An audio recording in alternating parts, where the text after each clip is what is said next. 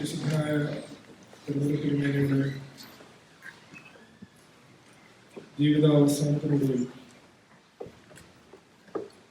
താൻ കാലം ചെയ്യുന്നതിൻ്റെ തൊട്ട് അടുത്ത് തന്നെ ആ പരിശുദ്ധനെ കുറിച്ച് എഴുതപ്പെട്ടിട്ടുള്ള ആദ്യ ജീവചരിത്രം ശ്രീ MP വർക്കിയുടേതാണ്. ആ ജീവചരിത്ര പുസ്തകത്തിന്റെ അവതാരിക എഴുതിയിരിക്കുന്നത് കണ്ടത്തിൽ വർഗീസ് മാപ്പിളയാണ്. ആ അവതാരികയുടെ ശീർഷകം മാർ ഗ്രിഗോറിയോസ് ഒരു സുവിശേഷ സംഗ്രഹ പുസ്തകം എന്നാണ്. Mar Gregorios A summary book of gospel എന്ന് വേണമെങ്കിൽ നമുക്ക് പരിഭാഷപ്പെടുത്താം.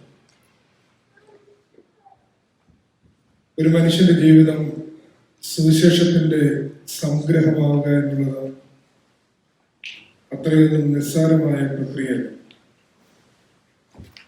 ഒരാൾ ഈ ഭൂമിയിൽ ജീവിക്കുകയും എത്രമാത്രം ക്രിസ്തുവിനെ ഈ ഭൂമിയിൽ തന്റെ ജീവിതം കൊണ്ട് പകർത്തി എഴുതുകയും ചെയ്തിട്ടാവും താൻ ജീവിച്ചിരുന്ന കാലത്തിന്റെ തൊട്ടടുത്ത് തന്നെ ആളുകൾ അദ്ദേഹത്തെ കുറിച്ച് അദ്ദേഹം സുവിശേഷത്തിന്റെ ഒരു സമാഹാരമാണ്, സുവിശേഷത്തിന്റെ ഒരു സംഗ്രഹമാണ് എന്ന വിധത്തിലൊക്കെ വിശേഷിപ്പിച്ചിട്ടുണ്ടാവും. വേദപുസ്തകത്തിന്റെ സത്തയും സാരാംശവും ഒരാളുടെ ജീവിതത്തിലേക്ക് സാംശീകരിക്കുക എന്നുള്ളതാണ് സത്യത്തിൽ മാർ ഗ്രിഗോറിയോസ് ചെയ്തിട്ടുള്ളത്. അതുകൊണ്ട് തന്നെയാണ് അദ്ദേഹം പരിശുദ്ധൻ എന്ന ആ പദവിയിലേക്ക് ആരോഹണം ചെയ്യപ്പെടുന്നത്. എന്താണ് വേദപുസ്തകത്തിന്റെ സത്തയും സാരാംശവും? നമ്മുടെ ഈസ്റ്റേൺ ഓർത്തഡോക്സ് സ്പിരിച്വൽ വിചാര ലോകത്തിൽ what is the essence of Bible എന്ന ചോദ്യം തേടി ആരെങ്കിലും പോകുന്നുണ്ടെങ്കിൽ, if anybody wants to know about Bible,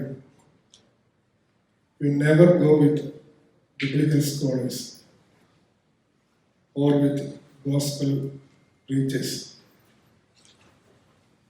You should go with one who practices Bible. വേദപുസ്തകം പഠിപ്പിക്കുന്നവരുടെ അടുത്തല്ല പോകേണ്ടത്, വലിയ സുവിശേഷ പ്രസംഗങ്ങളുടെ അടുത്തല്ല പോകേണ്ടത്, വേദപുസ്തകം പ്രാക്ടീസ് ചെയ്തവരുടെ അടുത്താണ് പോകുന്നത്. സുവിശേഷം ജീവിതത്തിൽ പ്രായോഗികമാക്കിയ ആളാണ് സത്യത്തിൽ പരിശുദ്ധനായ പരമ തിരുമേനി. അതുകൊണ്ടാണ് ഇത്രയധികം ആളുകൾ കാലാതിവർത്തിയായി ആ പരിശുദ്ധന്റെ ഓർമ്മയുടെ സമീപത്തേക്ക് ഇങ്ങനെ നിരന്തരമായി വന്നു ചേർന്നുകൊണ്ടിരുന്നു. അദ്ദേഹത്തെക്കാൾ വേദപുസ്തകം എത്രയോ അഗാധമായി പഠിച്ച ആളുകളുണ്ട്. അദ്ദേഹത്തെക്കാൾ എത്രയോ വാചാലമായി വേദപുസ്തകം പ്രസംഗിച്ച ആളുകളുണ്ട് ഈ ചരിത്രത്തിൽ, സഭാചരിത്രത്തിൽ.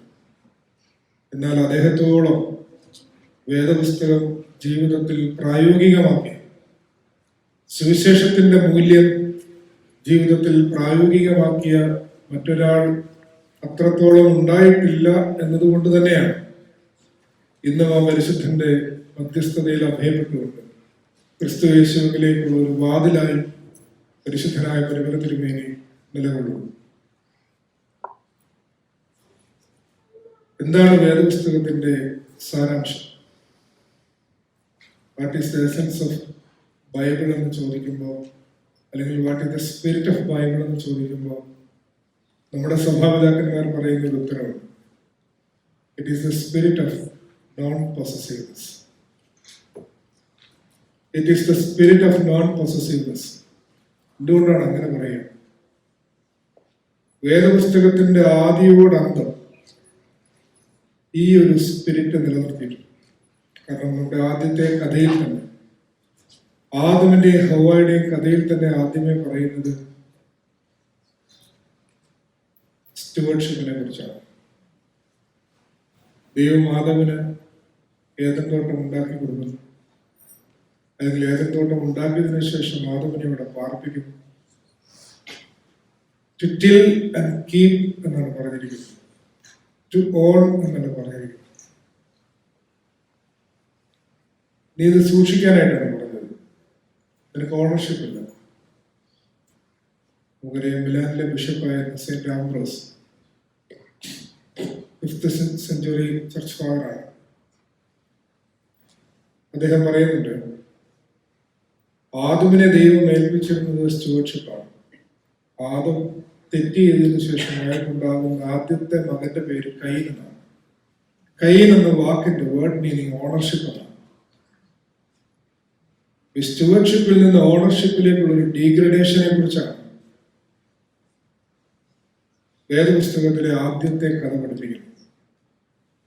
എപ്പോഴാണോ മനുഷ്യൻ സ്റ്റുവർഷിപ്പിൽ നിന്ന് ഓണർഷിപ്പിലേക്ക് മാറുന്നത്, അങ്ങനെ ഒരു ബോധത്തിലേക്ക്, തെറ്റായ വിചാരത്തിലേക്ക് മാറുന്നത്, അപ്പോൾ മുതലാണ് അവന് പൊസസീവ്നെസ് ഉണ്ടാകുന്നത്. പൊസസീവ്നെസ് ഉണ്ടാകുമ്പോഴാണ് ജലസി ഉണ്ടാകുന്നത്. ആ അസൂയയിൽ നിന്നാണ് പിന്നെ കലഹം ഉണ്ടാകുന്നത്. ആ കലഹത്തിൽ നിന്നാണ് കൊലപാതകം ഉണ്ടാകുന്നത്. സ്വന്തം സഹോദരന്റെ കൊലപാതകമാണ് സംഭവിക്കുന്നത്. വേദപുസ്തകത്തിന്റെ ആദ്യത്തെ കഥ തന്നെ പഠിപ്പിക്കുന്നത് സ്പിരിറ്റ് ഓഫ് നോൺ പൊസസീവ്നെസിനെ കുറിച്ചാണ്. അത് പിന്നീട് നമ്മൾ എക്സോഡസ് ഇവന്റിലൊക്കെ കാണുമ്പോൾ നമുക്കറിയാം, യു ആർ ഫോറിനേഴ്സ് എന്ന് ആവർത്തിച്ച് അവിടെ പറയുന്നത്. നിങ്ങൾ ഭൂമിയിൽ പരദേശികളാണ്.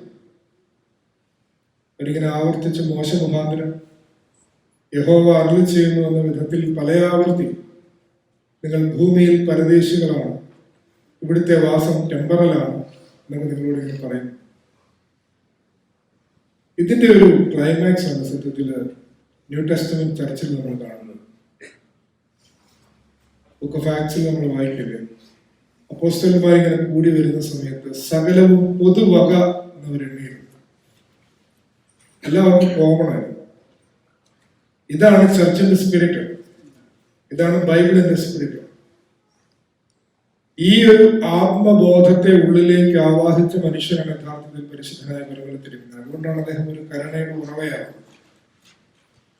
അദ്ദേഹം വിദ്യാലയങ്ങൾ സ്ഥാപിക്കുന്നത്, അധസ്ഥിതരായ മനുഷ്യർക്ക് വേണ്ടി പ്രവർത്തിക്കുന്നത്, കേവലം പ്രാർത്ഥനയുടെ മുറിയിൽ മാത്രം, തന്റെ ആവൃത്തിയിൽ മാത്രം തന്റെ ജീവിതം ഒതുക്കാതെ മനുഷ്യരോടൊപ്പമായിരുന്നു മനുഷ്യർക്ക് വേണ്ടി ഇങ്ങനെ കരുണയുടെ കൈവഴികൾ തെളിച്ചു കൊടുക്കാൻ അദ്ദേഹത്തെ പ്രാപ്തനാക്കിയത് വേദപുസ്തകത്തെ കുറിച്ചുള്ള കൃത്യമായ അവബോധമാണ്. ഈ ഒരു നിരുടമസ്ഥതാബോധം നമ്മുടെ ജീവിതത്തിൽ സൂക്ഷിക്കുക അത്രയും എളുപ്പമല്ല. സെന്റ് ക്രിസോസ്റ്റം പറയുന്നത് പോലെ ചോദിക്കുന്നുണ്ട്, നമ്മളിപ്പോ നമ്മുടെ വീട്ടിലിരിക്കുമ്പോൾ വീടിന്റെ വാതില് ജനാല ഇങ്ങനെ തുറക്കും. അപ്പൊ ആ വിൻഡോയിൽ കൂടെ നമ്മൾ സൺലൈറ്റ് വരുന്നു. നമ്മൾ ആരെങ്കിലും എപ്പോഴെങ്കിലും പറഞ്ഞിട്ടുണ്ടോ that part of sunlight is mine? നമ്മളാരും പറഞ്ഞിട്ടുണ്ട്. അതുപോലെ തന്നെ അദ്ദേഹം ചോദിക്കുന്നുണ്ട്, നിങ്ങളുടെ വീടിന്റെ ആ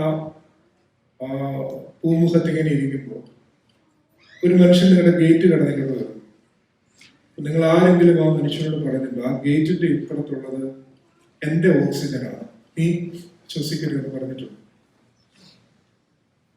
ഇല്ല. ഈ ഭൂമിയിൽ മനുഷ്യന്റെ സർവൈവലിന് ആധാരമായിരിക്കുന്ന വായുവും വെളിച്ചവും വെള്ളവും എല്ലാം കോമണാണ്. നമ്മൾ ഈ മൈൻ എന്ന് പറഞ്ഞ ആകപ്പാടെ എന്തിനാ പറയാ? എന്റെ റൂം, എന്റെ വീട്, എന്റെ കാറ്, എന്റെ ഫോണ്, എന്റെ ബക്കറ്റ്, അല്ലേ? എന്ത് സില്ലിയായിട്ടുള്ള കാര്യങ്ങളാണ് നമ്മളിങ്ങനെ മൈൻ എന്ന് പറയും, ചേർത്ത് പറയും.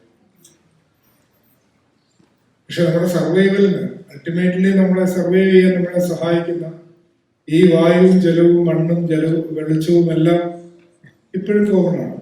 ഇപ്പൊ പേറ്റന്റിന് വേണ്ടി പലരും ശ്രമിക്കുന്നുണ്ട്. എങ്കിൽ പോലും ഈ ഒരു അവബോധം, വേദപുസ്തകം നമുക്ക് ആദ്യോടന്തം തരുന്ന സുവിശേഷത്തിന്റെ ഈ ഒരു മൂല്യബോധം, അതാണ് പരിശുദ്ധനായ പരമ്പരയുടെ തിരുമേനിയിൽ സൂക്ഷിക്കുന്നത്. നമ്മളെ സംബന്ധിച്ചിടത്തോളം സുവിശേഷം പ്രസംഗിക്കാൻ എളുപ്പമാണ്, പക്ഷെ ജീവിക്കാൻ ഭയങ്കര പാടാണ്, അല്ലേ? വീട്ടിലെ ഞങ്ങളൊക്കെ ഇങ്ങനെ പ്രസംഗിക്കുന്നു. സുവിശേഷം പ്രസംഗിക്കാൻ ഭയങ്കര എളുപ്പമാണ്, ജീവിക്കാൻ ഭയങ്കര പാടാണ്. അത് ഈസ് ഇറ്റ് പ്രാക്ടിക്കൽ?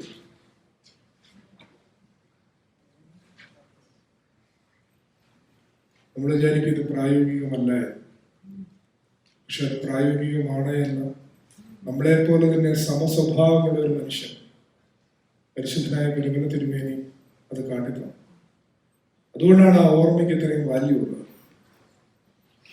അതുകൊണ്ടാണ് ആ ഓർമ്മയ്ക്ക് ഇത്രയും വലിയ മൂല്യമുള്ളത്. അത് ആവർത്തിച്ച് നമ്മൾ തലമുറകളിൽ നിന്ന് തലമുറകളിലേക്ക് പകർന്നു കൊടുക്കേണ്ടത് ആ പരിശുദ്ധനെ കുറിച്ചുള്ള അദ്ദേഹത്തിന്റെ വിസ്മയങ്ങളെ കുറിച്ച്, അദ്ദേഹത്തിന്റെ അത്ഭുതങ്ങളെ കുറിച്ച് മാത്രമല്ല പറഞ്ഞു കൊടുക്കേണ്ടത്. അദ്ദേഹത്തിന്റെ ജീവിതത്തിന്റെ മൂല്യം, വാല്യൂ ഓഫ് ദാറ്റ് ലൈഫ്, അതാണ് നമ്മൾ ട്രാൻസ്മിറ്റ് ചെയ്യുന്നത്. ഓരോ പെരുന്നാളിലും പറയണം അദ്ദേഹം സുവിശേഷത്തെക്കുറിച്ച്, സുവിശേഷ മൂല്യം എങ്ങനെയാണ് ജീവിതത്തിൽ പകർത്തി എഴുതിയത് എന്നുള്ളത് ശരവാക്ക് ഉപസംഹരിക്കും. മാർ ഗ്രിഗോറിയോസ് ഒരു സുവിശേഷ സംഗ്രഹ പുസ്തകം എന്ന വാക്ക്, സമ്മറി ഓഫ് ഗോസ്പൽ എന്ന നിലയിൽ ആ വാക്ക് നമ്മുടെ ഹൃദയത്തിൽ ചേർത്ത് വരും. ഇപ്പോഴൊക്കെ പരിശുദ്ധനായ പരിമല തിരുമേനി ഓർക്കുമ്പോഴും സുവിശേഷത്തിന്റെ മൂല്യം നമ്മളെപ്പോലെ ഒരു മനുഷ്യൻ ജീവിതത്തിൽ അത്രയും പ്രായോഗികമാക്കിയല്ലോ എന്നോർത്ത് അത് നമ്മളെ നിരന്തരം പ്രചോദിപ്പിക്കണം. അങ്ങനെ ഒരു ഇൻസ്പിറേഷൻ ആവട്ടെ ഈ പെരുന്നാൾ പ്രാർത്ഥിക്കുന്നു. ദൈവം അനുഗ്രഹിക്കും.